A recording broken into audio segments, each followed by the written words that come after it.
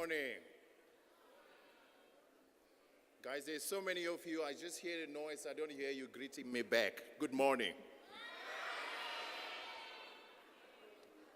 Tell me, how many of you in here would like to pursue a career in science? How many of you are doing science? Great, great, great. And I just want to know, let's be quiet. I just want to know, how far do you like to go into pursuing your science? How many of you would like to be scientists?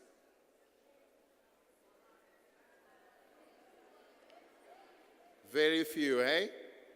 Okay, maybe I might inspire you actually into following science and actually going into scientific services and analyzing some of the complex issues such as global warming and how is it affecting our natural systems. My name is Victor Mokoena. I work for South African National Parks, and I feel quite inspired. I'm sitting right at the back, and the speakers are incredible. And how is it that everyone is just talking about humble beginnings? And if every one of those speakers can make it, what will stop you? You know, let me tell you that nothing can really stop you. 10 years ago, when I actually started in this career that I'm in now, and I'll tell you more about it, the day I decided to go and look for a job, or the day I went for an interview for one of the positions that I actually occupied some years ago, my own mother passed away that morning. My mother decided to go 7 o'clock in the morning, and my interviews are scheduled for 9 o'clock. There she goes. But what I also found amazing was that each and every speaker was actually talking so much about God and the grace of God. But you know what I did? Did I sit at home and actually cry the whole day that my mother is gone? I didn't. 9 o'clock, I was actually sitting in front of that panel with my mother, scopes lying somewhere at home and actually waiting for me to come back. I still dealt with that interview, and that's why I'm here today.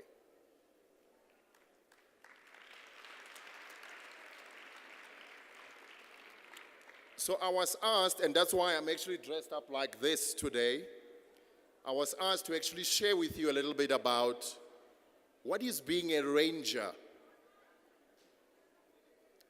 in a protected area where we actually conserve South Africa's biodiversity. How many of you actually know what is biodiversity? Okay, those who know will tell those who don't know.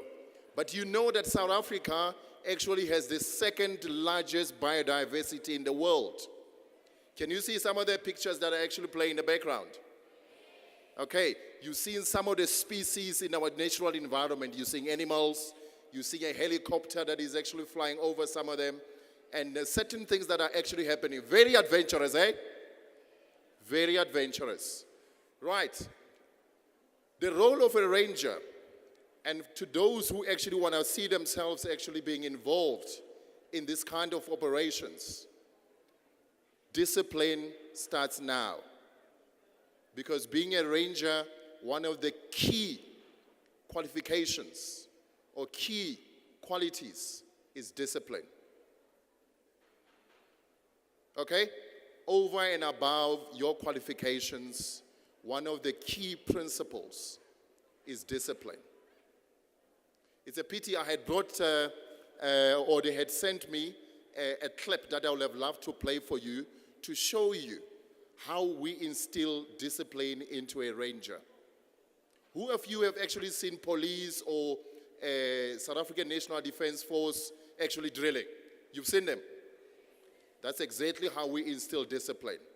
That when one person is talking, the rest of the people will actually be listening to every single word that this person will be uttering so that they do exactly what is supposed to be done. When you look at that environment, for instance, this picture that you see behind me, if you are not a disciplined person and you have to deal with the big five in the bush, the chances are you might not survive the bush. And I heard that there are lions somewhere in this area that actually have escaped. You didn't hear about that? You didn't see that on TV? It's somewhere in the south of Johannesburg where I actually saw lions that actually had escaped. But you know about Kruger National Park. You've heard about lions actually, I think on 2 occasions, actually crossing the fences and actually going into communities. Now imagine if you were the person that had to work with those lions, with those elephants, those buffaloes, those leopards, those rhinos in the bush, and not in a community, but in a bush on a daily basis. Trust me, it's interesting, it's fascinating, it's lovely to actually be so in touch and so close to nature. And the sad thing, and I'll say it as it is, the saddest thing, unfortunately, is that not a lot of black people are actually involved into this kind of careers. I think even today we still say, no, it's for the whites. Well, of course, there isn't so much money in it, but it's really about passion. You have to love it. You have to love what you're doing. You have to love the bush. Otherwise, the bush can be boring and the bush can be dangerous. So the role of a ranger in our conservation areas is that they are the ones that look after your natural resources. But that is just the beginning. For you as a person to be in the forefront to make sure that poaching does not happen, that these people who actually go into our national parks and take away some of our natural resources that were given to us by God. But as rangers, that is part of the work that we do to prevent this kind of things from happening. So more often than not, you find yourself being in between the poachers and their sophisticated weapons and the animals. You actually find yourself to be in between. And that can be tough. But if you are passionate and you love your natural system and you love your natural environment, for you to be wearing a uniform that looks like this one is actually more than just pride. That you are out there to look after the second largest biodiversity in the world. However, I actually thought about it that, okay, I'll be talking to the learners. What is it that maybe I would like to encourage them to do? But as a ranger, that is not the end for you to just be there. But the bush will start fascinating you, for you to start getting interested in how do certain things actually happen in the bush. And so far, a lot of rangers have become scientists. A lot of rangers, you'll see them on TV, analyzing certain natural systems. It's quite a ride. It's quite an adventure. It's fantastic. I know a friend of mine, he's 29, and he's just completed his PhD in nature conservation, and his focus is much more on how can communities that are surrounding national parks benefit from the natural resources. And you know about a lot of natural resources, and water is one of them. You know, the plants that we have are actually some of the natural resources. But in South Africa, in a country where resources are so scarce, how can those communities actually benefit from some of those natural resources? Absolutely fascinating. But this is the man who actually started as a ranger, and his role was to say, I need to protect the natural system. But now his mind actually goes on further to say, how can this natural system benefit the communities where I come from?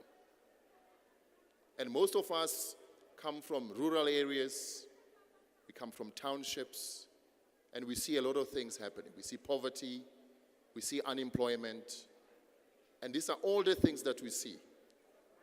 However, there is so much that nature actually holds and has that can actually set you free and you actually break through. You know, just to tell you a little bit, many years ago, I was a gardener working for this guy. And I used to love his house. And I used to tell him, I say, you know what, I love your house. And he told me, he said to me, no, this house will cost you millions of rands if you were to buy it. There's so much that you have to do to actually work until you actually buy this house. I used to love it. I'm a gardener, I work there. I see everything about this house, and I loved it. Guess where I live now? I live in that house. I bought it. I told this guy the other day, I came back to him and I said, I'm ready to buy your house. All right? Because it is possible. And I think one of the speakers actually said something really profound, that very often, and I think that was the program director who actually said something like that mostly in the townships there's this peer pressure and we all go and do the same thing. We all want to go and do the same thing. I want to be an auditor because everybody wants to be an auditor. I want to be an accountant because everybody is going to be an accountant.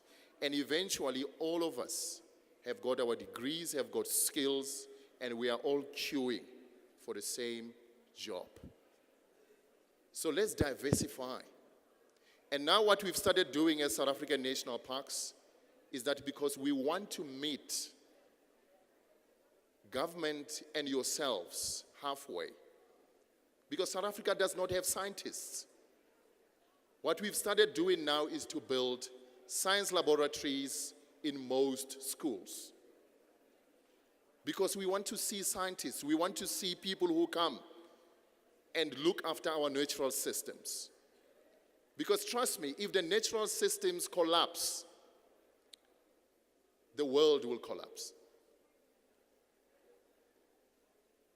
I'm sure we've heard of things like global warming, and I mentioned it earlier on, where we're starting to realize that within our natural systems, things are happening in a funny way and not what we used to see.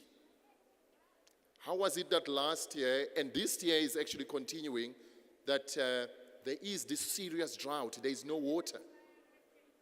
Now you realize that in the absence of water, life collapses. Life becomes expensive. So we need scientists, and we're starting to build science labs and things like that. When some of us were still in school actually doing science, there were no science laboratories in our schools in the townships. I remember the first time I saw a test tube and held a test tube in my hand, I was already working. But as a science student, I could only read about a test tube in a textbook. We knew nothing about what it was. Every time we had to perform experiments, we have to draw our experiments and actually write. But never was there a time when we can actually see the results of our own experiments. We were told it was just theory. But now what we are doing, because we want to encourage South Africans to look at science as one of the areas that they can actually get involved, we are building those science laboratories in many of the schools, especially in those rural areas adjacent to our parks.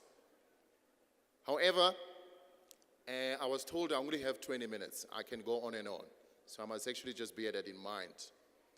And this coming week, South African National Parks is launching a South African National Parks Week, which has been happening since 2006, where we open the gates for South Africans to enter our national parks free of charge.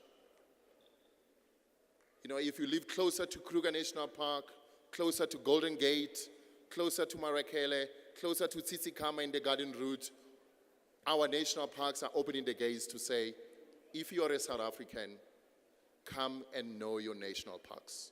Come and understand what we do. And trust me, if you think maybe we only look after the bush, no. We also look after the marine. We know and understand exactly what is happening in the ocean. That is part of our work, to look after the biodiversity that actually exists in the sea as well as in the land. We have a lot of work to do to ensure that your natural systems continue to run. Think about it. Think about it. These natural systems collapse, there is no life. Not even social media will actually exist.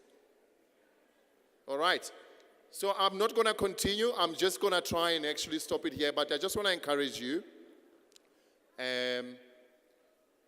with some few ways to say to you, it doesn't matter the circumstances that surround you. You will make it. I paid my university fees with tips from being a waiter at a restaurant. And I paid for 2 degrees at a time. One for myself and one for my younger brother, who currently lives in Dubai. All right? And without education, he wouldn't have made it up to Dubai. Okay, so let me encourage you to say it doesn't matter the circumstances that surround you. It may be poverty, it may be unemployment in the household, it may be anything. Life does not stop here. Life is only beginning. It's only starting. Next week, from the 18th, please flock to our national parks. Join us in our national parks. Gates will be open. We are saying to you, come and get to know your national parks. I see here future scientists, future ecologists, future leaders within South African national parks, and all the other protected areas. Thank you so much. I really appreciate your time.